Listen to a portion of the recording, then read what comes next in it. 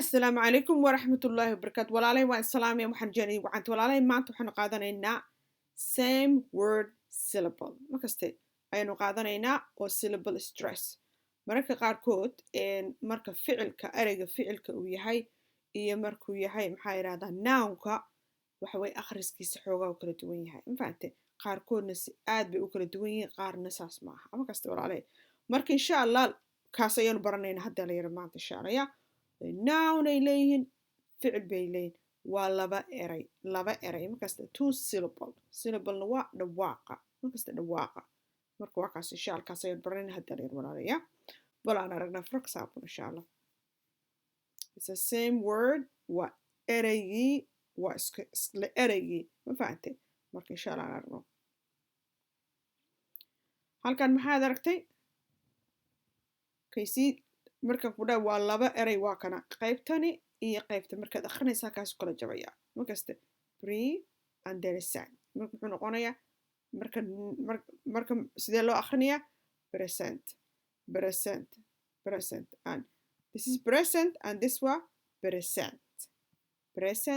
present mujib ma dareemi kartaa present haddaan ku dhaw iyo present haddaan ku dhaw marka sentiga aadaad maqlaysaa halkana kanaad maqlaysaa halkan waxaad maqlaysaa waa present halkan waa present yaa walaala insha Allah kana waa maxay record kana waa maxay record mujid akhriskan aad u kala duwan yahay record yaa walaala insha Allah those aan qaadanayna maanta insha Allah aan aragno it's called stress maxaa la yiraahdaa meesha markaas emphasis ama aad muujinta ku suubinaysa that's called stress فهمت إن شاء الله so sidee baan ku ogaan karaa halkaas walaalahay ya marka la qorayo ma garan kartid but marka qofku hadlayo ayaad garan kartaa halkaaste marka qaarkood u fiirso ereyga maxaa yiraahdaa to baa la socda ficilka nounku waxaad arkaysaa inuu a la socdo ama the la socdo u fiirso marka always waxaad eegtaa sentence siduu ugu jiro fiiri so qofka wuxuu muhiimad u tahay marka in uu parts of speech ka barto sidan oo kale weeyaan haddaadan article-ki aadan garanayn wixii maxaa yiraahdaa ficil aadan garanayn wixii noun aadan garanayn wuxuu qaatay iyo marka qofka waxa laga yaabaa inaad ku wareerto markasta walaalay so it's very important inaad hal wax aadan baran waxa inaad isku barato insha Allah marka ereyga nounka aan ka hadlayn waxa waa stresska xaguu gala qaybta hore hadda waxaan ku yiri waa laba erey so nounku muxuu galayaa qaybta hore stress galayaa ficilka muxuu galayaa qaybta dambe uu galayaa saas baa yeelays akhrisku inuu kala yara duwanaado ficilka xaguu galayaa qaybta labaad saan kuu sheeg the stresska muxuu galayaa the second part of the word qaybta labaad oo ereyga ayuu galayaa walaala insha Allah okay let's see example aan aragna marka tijaabadan insha I was nervous about having to present in front of class mujid walaalahay I was nervous about having to present in front of the class.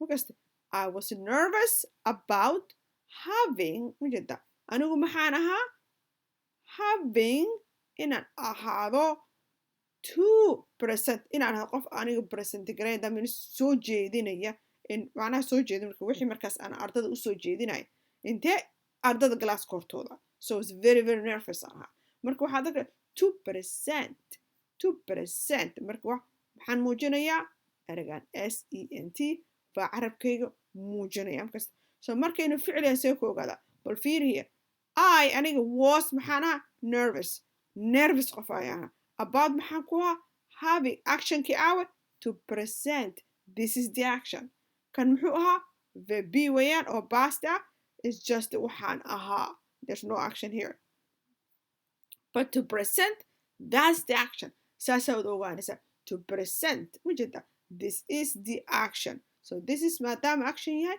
xageebaa syllable ku galaa this part maadaamuu action yahay intuu galaa syllableka xaguu galaa qaybta dambe uu galaa so this 1 2 qaybta hore qaybta labaad yaa walaala insha Allah saa ogaada insha Allah this is waa ficil this year my husband gave me the best present on my birthday. Okay, my birthday. Sanadkani odagayga muxuu i siiyey hadiyada ugu fiican ayuu i siiyey sanadkan oo gormuu i siiyey maalinta dhalashadayda ayuu i siiyey markaste syllableka xaguu galayaa marta this two different syllable xaguu stress galayaa wuxuu galaya qaybta hore maadaamuu noun yahay marka maxaad fiirisaa halkan two maad uga jeedaa no waxaad u jeedaa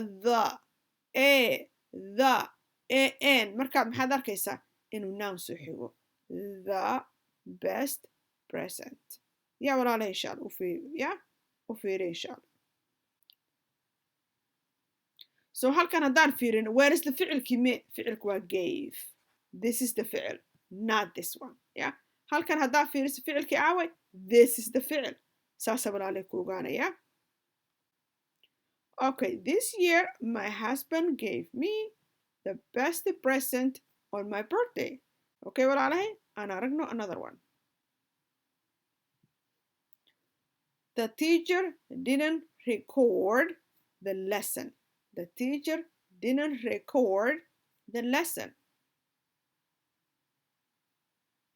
so macalinkayga macalimadayda didn't ereyga did waa muxuu caawinayaa ficilkii u caawinayaa it comes before the ficil markasta did not thisna waa diid mooyaan did not this is the ficil record did not record the lesson macnaha macalinka casharkii ma uu duubin ma record garaynin markasta walaalay marka waa kaa that's how garanaysa this is a ficilkii oo caawiye maxaa soo raacay after that marka did a isticmaalo ficilka soo xig always muxuu noqonayaa you have a past here you have here waxaad haysaa basic form of the ficil markasta walaalay this is the basic form so the teacher didn't record the lesson record the cord waxa already I'm putting emphasis macnaha culeys baan saaraya stress baan saaraya walaalay insha allah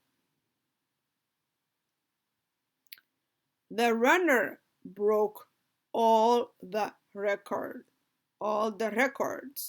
the runner broke all the record hadday maxaan ku dhahay fiiri ereyga the an hadda maxaad ark where's the ficil broke so ficilki this is the ficil broke muxuu ka yimid break so the runner ordaha muxuu jibiyey all the records that means wixii ka soo horreeyay ordayay asaga ayaa ka wada dheeray wixii intaas sano oo dadka soo ordayeen oo la record oo lahay filekii wixii oo dhan dadka lahaayay oo la ogaa maanta asaga jabiye means wuu ka kormaray ayaga dhan kasta walaalay lasii qofka hadduu ordi like 5 meter uu ordi jiray oo weligeed aan loo korban but he did maybe 6 meter so he is the first in fact so recordkuu jabiye kasta walaalay saas waa the runner broke all the recordadii dhan ayuu jabiye it means the highest number ayuu keenay marka halkan maxaa aragta the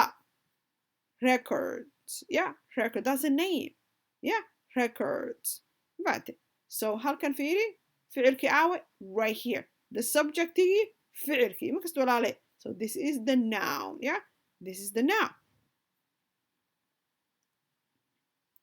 halkan fiiri yeah what is that object near the door what is that ereyga that waxaan tilmaamayaa that kaas maxaa soo xiga magac baa soo xiga ficil ma soo xiga no waxa soo xignay that object waxaasi mujeda what is that maxaa waay kaas irida agtiisa mujeda near the door demis guriga agtiisa soo gaartay waxaad aragtay waxbaad irida horteeda yaala masmiya you don't know so what's that object near the door objectigaas muxuu yahay irida u dhow markas waa saas oo kale markasta walaali what is that is a noun ficil maaha markasta ficil maaha markasta so here there's no ficil here waxaan ka wada what is that what waa maxay is that kaas object piecekaas ama waxaasi near the irida u dhow near the door waxa irida u dhow what is that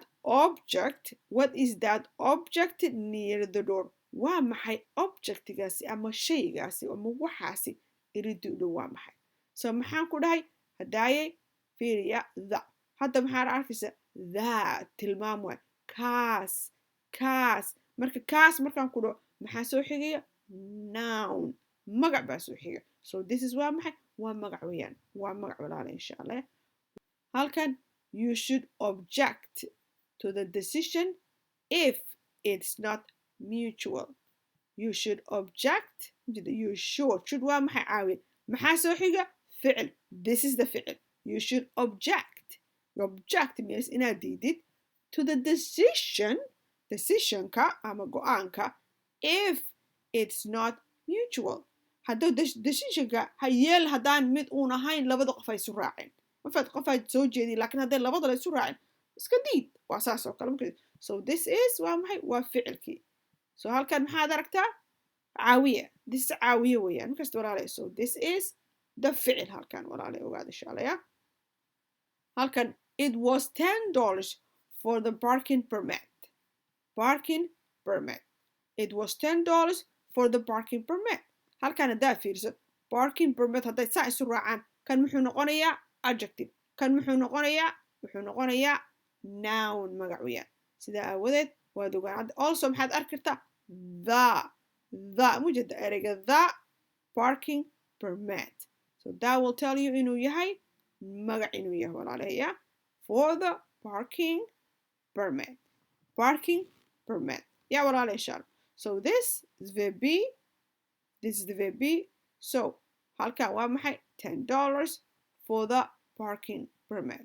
Parking permit. ma fahanti walaalaya. So it was muxuu ahaa $10 ayuu ahaa for the parking permit. mujeda so halkan ficil iyo waxbaa ku jira. No, this is just verb B.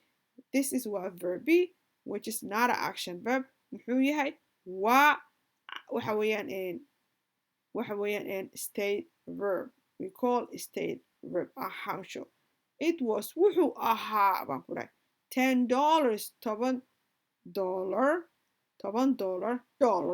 for the parking permit.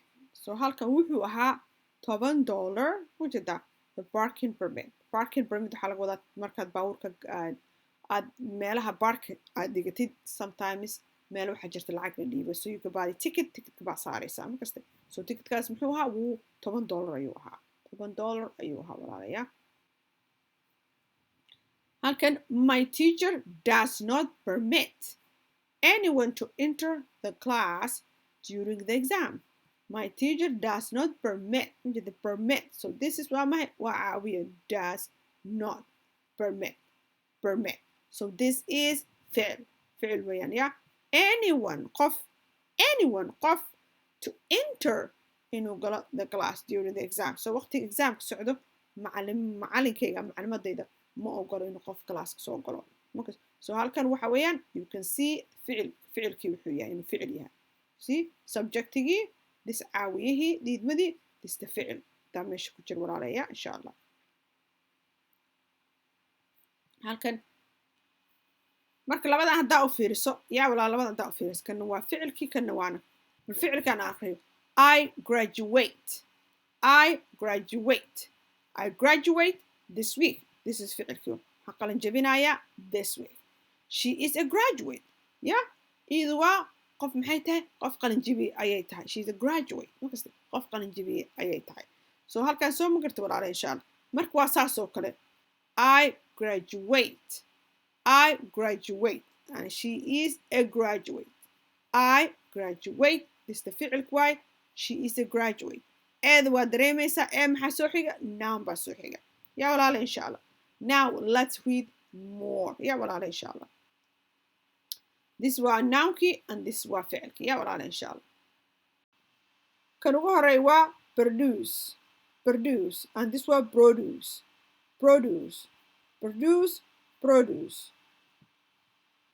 kan waa maxay waa rebel.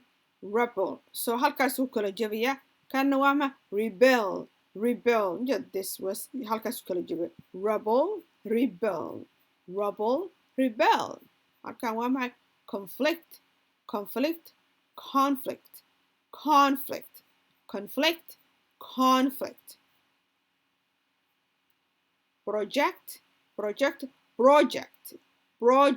project. yaa walaala insha Allah. kan waa maxay waa contest.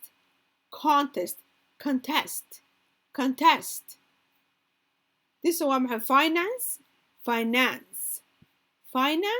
finance. This can be a little bit different. It's not too obvious. Finance, finance. Decrease, decrease, decrease, decrease, decrease, decrease. يا ولا إن شاء الله. كان هو معه refund, refund, refund, refund. يا ولا إن شاء الله. Suspect, suspect, suspect, suspect, suspect, suspect. يا ولا إن شاء الله. واسدا. I hope waxaan rajeynaa walaalin casharka aad fahanteen insha Allah marka khayra idin rajeynaya. Assalaamu calaykum waraxmatullahi wabarakaatu.